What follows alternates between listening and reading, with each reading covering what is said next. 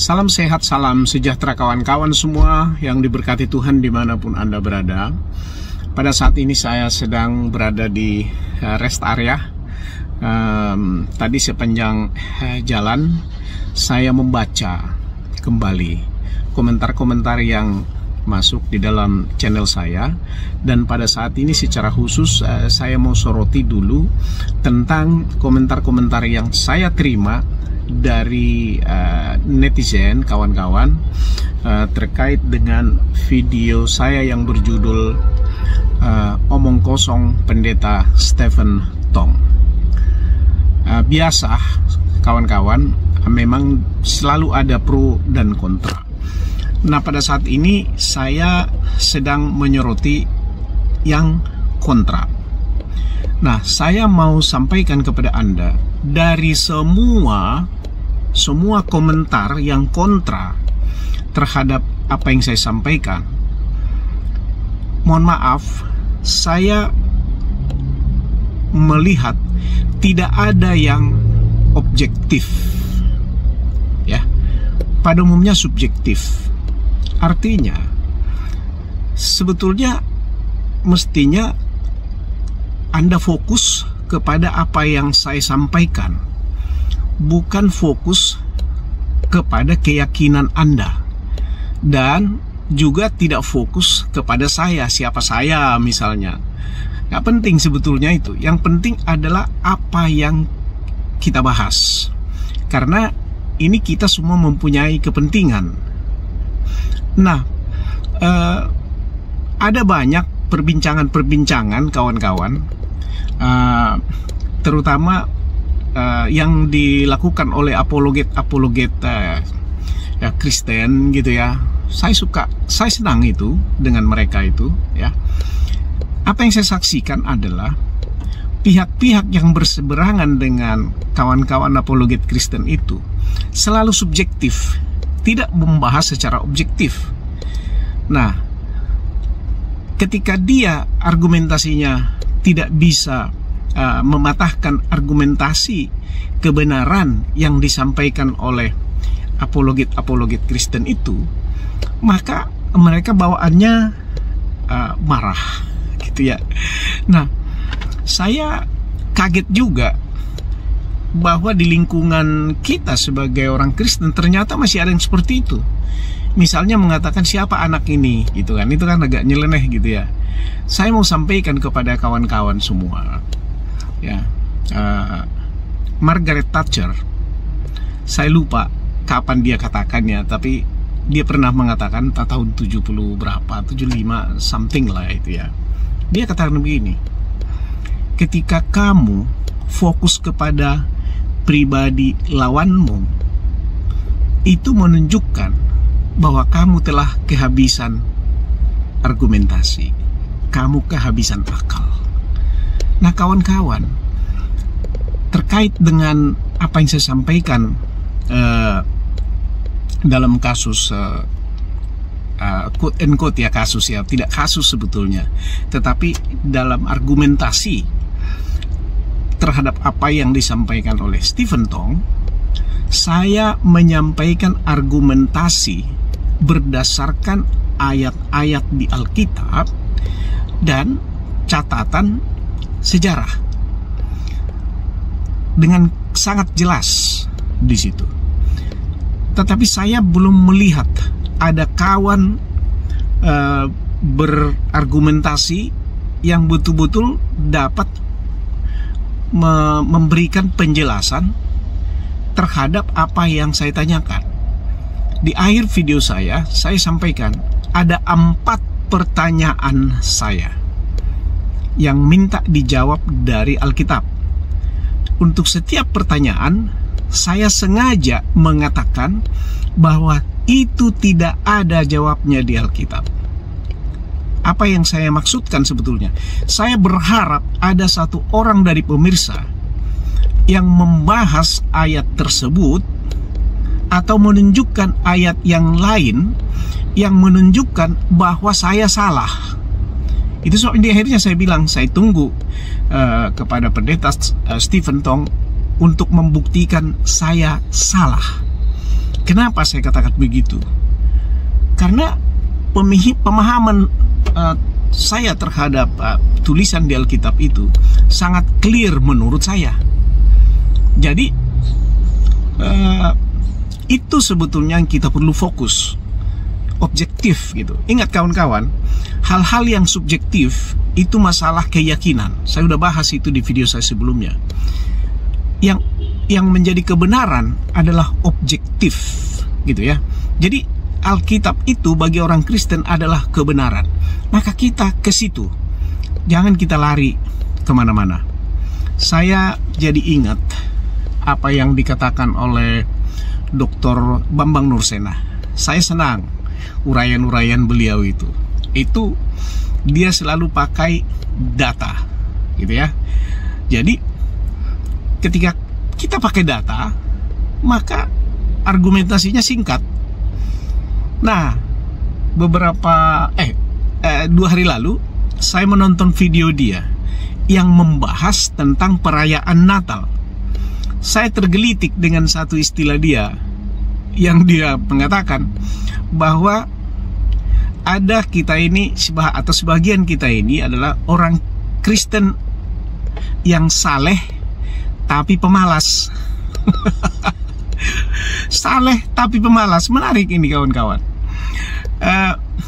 Ini istilahnya Bambang Nursena. Ini sangat menarik buat saya. Ya, artinya apa? Tampil sebagai orang saleh, tetapi malas menyelidiki ataupun membaca firman Tuhan. Ya, membaca ataupun menyelidiki ya alasan-alasan kenapa firman Tuhan itu begitu. Jadi kawan-kawan, saya mengajak kita, saya akan sangat menghargai Anda ya.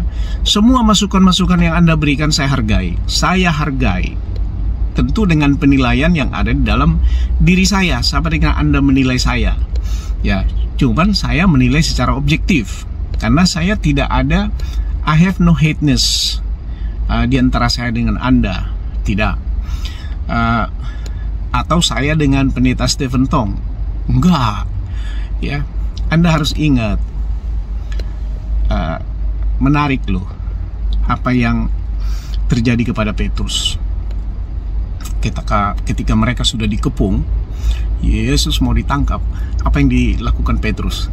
Ditebas itu orang, dan yang kena kupingnya, kupingnya copot. Anda lihat apa yang dilakukan Yesus? Diambil kupingnya itu, ditaruh lagi, gitu ya. Dengan kata-kata yang dikatakan Yesus, yang menunjukkan, Petrus, kau salah, ya gitu ya. Ya, kau salah, nggak boleh begitu, kira-kira begitulah, karena bukan itu maksud daripada semua ini. Nah, jangan mengultuskan seseorang. Apakah itu artinya Petrus itu terus sudah masuk neraka? Enggak loh, enggak begitu, ya kan? Nah, oleh sebab itu kawan-kawan, ya, mari kita objektif. Satu kali dalam satu perbincangan di Sydney, ketika saya di sana, saya bertemu dengan namanya Riza. Riza ini pelarian dari Irak, yang belakangan saya tahu ternyata sahabat Gus Dur, dan dia minta supaya saya ajak dia ke rumah Gus Dur di Jakarta, dan saya fasilitasi. Dan kira-kira tepatnya pada waktu malam takbiran tahun 2000, kami bertemu Gus Dur di Ciganjur dengan kawan ini. Nah, yang menarik dari kawan ini, dia seorang dokter loh kawan-kawan. Sahabat Gus Dur, teman kuliahnya di Irak. Ini terjadi tahun 99 kalau nggak salah, ingat saya ya. Nah, pada waktu itu kenapa dia tertarik kepada saya? Karena kami sedang berbincang mengenai Raja Daud. Nah, dia bilang Raja Daud itu orang suci. Saya bilang no, he is stupid guy, saya bilang. Bloody stupid, saya bilang. Oh, dia marah. Raja Daud katanya. Iya, stupid itu, saya bilang. Gitu ya. Kenapa? Dia datang dari sudut pandang lain, saya datang dari sudut pandang lain. Wah, dengan salah argumentasinya, saya bilang, kalau istrimu diambil seseorang, lalu kamu dibunuh, menurut kamu orang suci nggak itu? Enggak, dia bilang. Ya, itulah Raja Daud. Lah, kok dia bilang, lah kamu agamanya apa sih? Saya bilang, my religion is double Muslim. Kaget dia. Are you sure? Yes, you are Muslim, I am double Muslim. Nah, apa maksud kau? Saya bilang, I know your book, but you didn't know my book. That's the reason saya bilang. Istilah double Muslim ini akhirnya sampai kepada Gus Dur waktu malam takbiran itu. Jadi kawan-kawan, jangan alergi kita membaca kitab suci kita itu. Saya amati sebagian, paling tidak yang memberikan komentar, Anda itu takut gitu membaca Alkitab Anda. Baca dulu apa yang saya sampaikan itu. Bila perlu bacalah satu ayat. Jangan menjadi orang saleh pemalas seperti yang dikatakan oleh Pak Bambang Nursena gitu ya. Sorry kawan-kawan ya, saya bukan menghakimi Anda, akan tetapi ternyata bukan hanya di tetangga sebelah yang begitu, di tempat kita juga banyak yang begitu gitu ya. Jadi mari kawan-kawan, no hateness between us. Mudah-mudahan kita ketemu nanti ngopi-ngopi entah di mana gitu ya. Kita boleh diskusi ini untuk memperkaya pemahaman dan iman kita kawan-kawan. Sebab seperti saya katakan, firman Tuhan tidak membutuhkan keyakinan kita. Keyakinan kita lah yang membutuhkan firman Tuhan. Baik kawan-kawan, kiranya Tuhan memberkati Anda. Saya mohon maaf tidak bisa balas satu persatu karena ternyata sangat menarik buat Anda dan banyak ini. Mohon maaf saya tidak bisa jawab Anda satu persatu. Video saya inilah yang saya harapkan boleh menjawab Anda. Dan mari kita fokus kepada ayat-ayat yang kita bahas. Jangan menyimpang ke sana kemari. Supaya apa? Supaya kita kaya. Dan tolong, saya minta tolong kepada kawan-kawan, tolong berikan argumentasi Anda, tolong berikan, saya sangat hargai, tolong berikan bukti dari Alkitab tentang ayat-ayat yang saya sampaikan itu, tentang apa yang menurut Anda benar, tentang ayat-ayat yang menyalahkan apa yang saya sampaikan. Kalau tidak bisa 4 pertanyaan saya itu dijelaskan, satu saja deh, terserah Anda yang mana, gitu ya. Terima kasih kawan-kawan. Mari kita let us enrich our knowledge to make sure that our faith in line with the truth. Peace.